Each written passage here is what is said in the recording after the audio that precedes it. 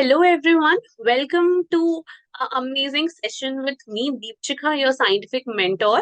आज का जो सेशन है ये थोड़ा सा स्पेशल है because I will be talking about how to memorise and keep the distractions away. बहुत सारे स्टूडेंट्स की क्वेरीज आती है, मैम ये याद नहीं होता, मैम जो भी याद करते हैं वो याद रहता नहीं है. पहली प्रॉब्लम तो ये कि कुछ याद नहीं रहता. दूसरी प्रॉब्लम है कि अगर गलती से याद हो भी जाता है तो वो याद रहता नहीं है ज्यादा टाइम के लिए. और तीसरी प्रॉब्लम है मैम बिल्कुल भी मन नहीं लगता है पढ़ाई वढ़ाई में, हमको पढ़ाई वढ़ाई छोड़ के पहाड़ों पर जाने हैं. तो ये भी कुछ स्टूडेंट्स की क्वेरीज आती हैं.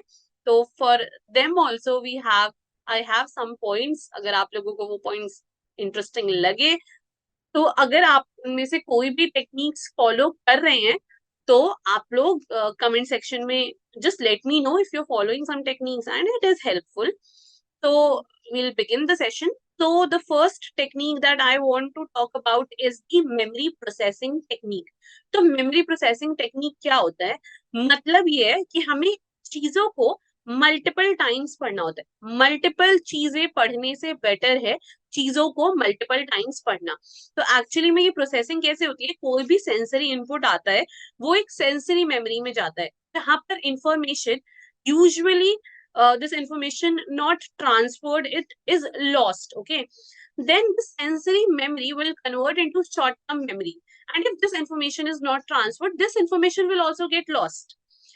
This short term memory on rehearsal converts and gets converted into a long term memory, which ultimately we have it, and while giving our exams, while giving our viva, usually ये जो memory काम आती है वो हमारी long term memory होती है क्योंकि हमने उसको पढ़ा होता है, हम उसे रिकॉल कर रहे होते हैं. तो एक एनकोडिंग, डिकोडिंग एंड रिकॉलिंग, तो ये सारे बेसिक स्टेप्स होते हैं जो हमारे मेमोरी प्रोसेसिंग में इन्वॉल्व होते हैं. यहाँ पर लर्निंग का कैसे रोल आता है, मेमोराइजिंग का कैसे रोल आता है. तो अगर आपने एक चीज पढ़ी है, एक एक पैराग्राफ पढ़ा है या फिर एक क्वेश्चन आंसर याद किया है, तो ट्राई करो कि आप उस क्वेश्चन आंसर को multiple times, at least 2 to 3 times revise कर सको before giving an exam, because that will go to your short term memory and on revision, on a rehearsal, that will ultimately get converted into long term memory. अगर आप नहीं revise करोगे, एक बार पढ़ के छोड़ दोगे उस चीज को, तो आपके पास सिर्फ एक वेग आइडिया रहेगा कि मैंने पढ़ा तो था, कहीं तो देखा था, कहीं तो सुना था, पर वो क्या था क्या नहीं, you have no clue and no idea about that. So try to follow this technique rather than reading multiple चीजें. कोई जरूरत नहीं है, एक बुक फॉलो करो, एक किताब पढ़ो, नोट्स बना लो, नोट्स को मल्टीपल टाइम्स रिवाइज करो. वीडियो देख रहे हो, उस वीडियो को 1-2 बार देख लो ताकि उस वीडियो से कॉन्सेप्ट क्लियर हो जाए. ताकि मल्टीपल चीजें मत पढ़ो, एक चीज पढ़ो, अच्छे से पढ़ो, रिवाइज करो. ठीक है, तो ये हो गया हमारा first technique. Coming to the second technique. Second technique जो है कि मैं अपने बचपन से लेकर के अभी तक फॉलो कर रही हूँ इस टेक्निक को, that is learn in front of mirror. ऐसा होता है कई बार हमें बोल बोल के याद होता है, और कई स्टूडेंट्स ऐसे होते हैं जिनको सुन सुन के याद होता है. तो जिनको बोल बोल के याद होता है वो क्या करते हैं, कोशिश कि चलते किसी जूनियर को पढ़ा दिया, किसी दोस्त को पढ़ा दिया, चलते चलते किसी को भी पढ़ा दिया, तो उसको पढ़ाने से, बोल बोल के पढ़ने से याद हो जाता है. ठीक है, फिर कुछ लोग आते हैं जिनको सुन के याद होता है, तो वो ग्रुप में बैठ गए, अरे यार तू पढ़ा दे, यार तू बोल दे, बस मैं सुन लूंगा और मुझे याद हो जाएगा. तो एक ग्रुप स्टडी का ना एक सिम्बायोटिक रिलेशनशिप होते हैं while we are doing group study. जो ग्रुप स्टडी में पढ़ा रहा होता है उसको पढ़ा के याद होता है, और जो ग्रुप स्टडी में सुन रहा होता है ना उसको सुन के याद होता है. तो इसीलिए ग्रुप स्टडी ठीक है, बेनिफिशियल है, but me being a student I was never involved in a group study. Clinical में मैं अपनी क्लिनिकल बैचमेट्स वगैरह के साथ थोड़ा बहुत क्लिनिकल में डिस्कस कर लेती थी, बट बेसिकली अगर मैं बोलूँ तो मैं ग्रुप स्टडी में कभी इन्वॉल्व नहीं हुई. मुझे अपने आप से अकेले बैठ के पढ़ना बहुत अच्छा लगता है. तो while I am sitting alone and reading, तो मैं कैसे याद करूँ, किसको पढ़ाऊं, तो मैं क्या करती, खुद को पढ़ाती थी. तो मिरर के सामने खड़े हो जाओ, और मैं आज भी करती हूँ, अगर मेरा कोई सेमिनार है, मेरा कोई प्रेजेंटेशन है, या फिर मुझे ऐसे लग रहा है कि कोई चीज मुझे रिवाइज करनी है, I just go stand in front of mirror and confidently teach, talk, और फिर मुझे लगेगा हाँ हाँ अब हो जाएगा, अब हो जाएगा. And then it's working. अगर ठीक है, इनिशियल इनिशियल प्रोसेस में मिरर के सामने कर लो, अगर लगता है ठीक है हो जाएगा, तो रूम में ही बैठ के जोर जोर से बोल बोल के पढ़ो, क्योंकि बोल बोल के पढ़ने से ना दो चीजें होती हैं. एक तो आप बोल रहे हो, ठीक है, आप पढ़ रहे हो, फर्स्ट थिंग आप पढ़ रहे हो, ठीक है। दूसरी चीज, जब आप बोल रहे हो ना, तो ये जो आपके हम बोल रहे हैं, ये भी हमारे कान में जा रही है, हम सुन रहे हैं इस चीज को, और ये भी हमारा मेमोरी रिकॉलिंग, मेमोरी प्रोसेसिंग में ही रोल प्ले कर रहा है अल्टीमेटली, ठीक है। तो ये भी याद करने का, मेमोराइज करने का बहुत अच्छा तरीका है। मैं भी इसे अभी भी फॉलो करती हूँ, तो मैं तो ये तरीका बहुत ज्यादा रिकमेंड करने वाली हूँ। थर्ड है हमारा म्यूजिक और रिदमिक निमोनिक्स। निमोनिक्स बनाओ, फ्रेंड्स को लेकर के उसके स्ट्रक्चर से कुछ रिलेटेड याद कर लो, कुछ खड़ूस टीचर है उससे रिलेटेड कुछ पोएम बना लो, या फिर उससे रिलेटेड कुछ निमोनिक बना लो। कोई बहुत प्यारी सी टीचर है जैसे मैं हूँ, मेरे रिलेटेड भी निमोनिक्स बना सकते, प्लीज फन निमोनिक्स मत बनाना, कुछ अच्छे अच्छे निमोनिक्स बना सकते हो आप लोग।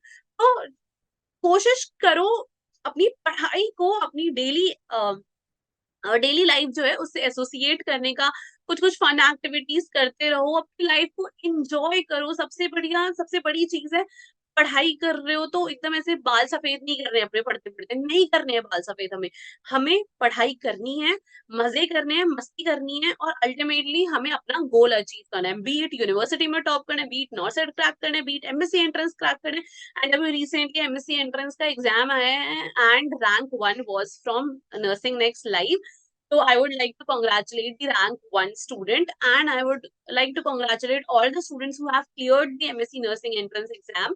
So to all my students who are watching this video, you can go and check on the Nursing Next Live app and the website. We have posted the pictures of the student, तो आप लोग जाकर के उसे देख सकते हैं। तो ये हो गया हमारा म्यूजिक एंड रिदमिक निमोनिक्स बना करके आप लोग कैसे पढ़ सकते हैं। तो ये छोटे छोटे ट्रिक्स एंड टिप्स होते हैं पढ़ने के, तो इसको फॉलो करो, ठीक है। उसके बाद आता है हमारा writing is the best way to learn.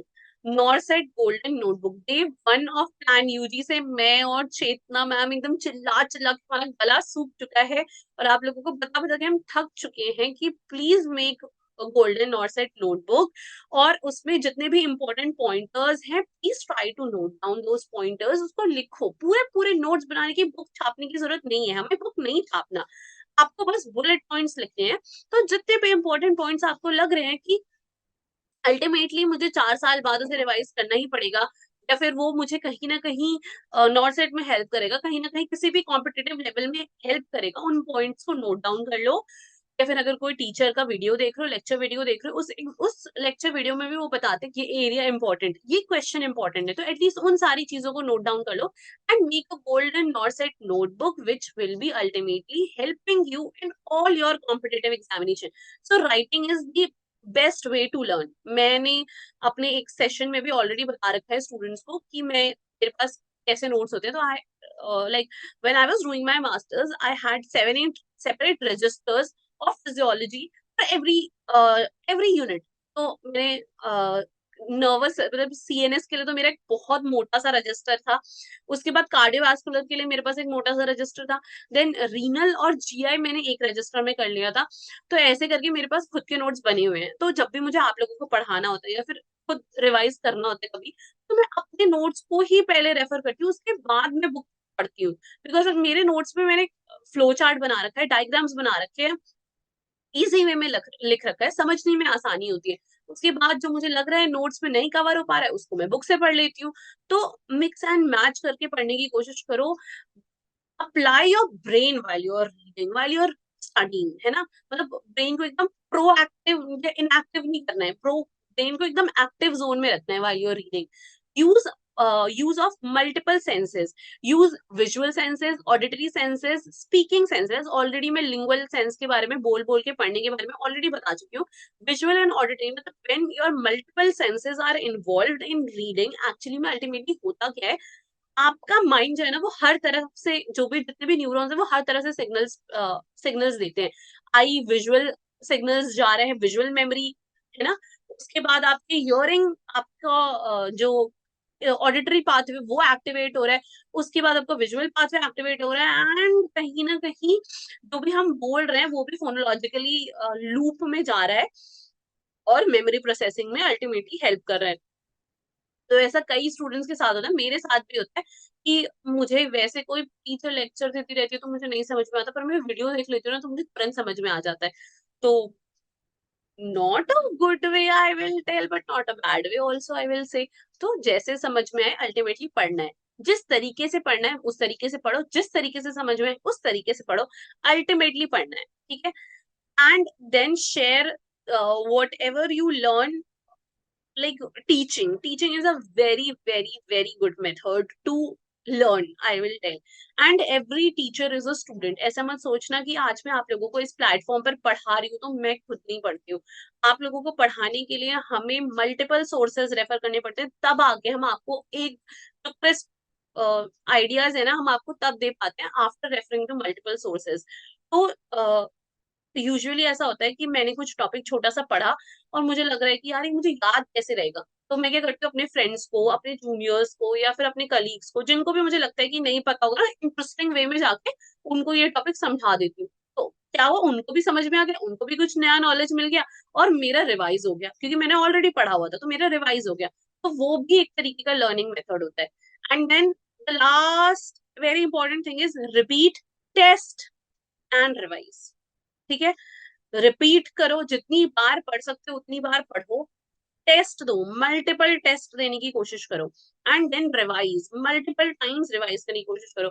अब ये जो इंसान है, काश मैं ऐसा बोल सकती हूँ, जो जो डायग्राम डिपिक्ट करने की कोशिश करेगी, बस बुक खुली हो और सारी नॉलेज हमारे सामने हमारे दिमाग के अंदर घुस जाए, काश ऐसा पॉसिबल होता। पर स्टूडेंट्स, रियल लाइफ में ऐसा पॉसिबल नहीं होता है, बहुत हार्ड वर्क करना पड़ता है, बहुत पढ़ना पड़ता है, तब जाके ये एक्चुअली भी पॉसिबल होता है। तो just repeat, revise and give test. All the best. Thank you students for watching this video.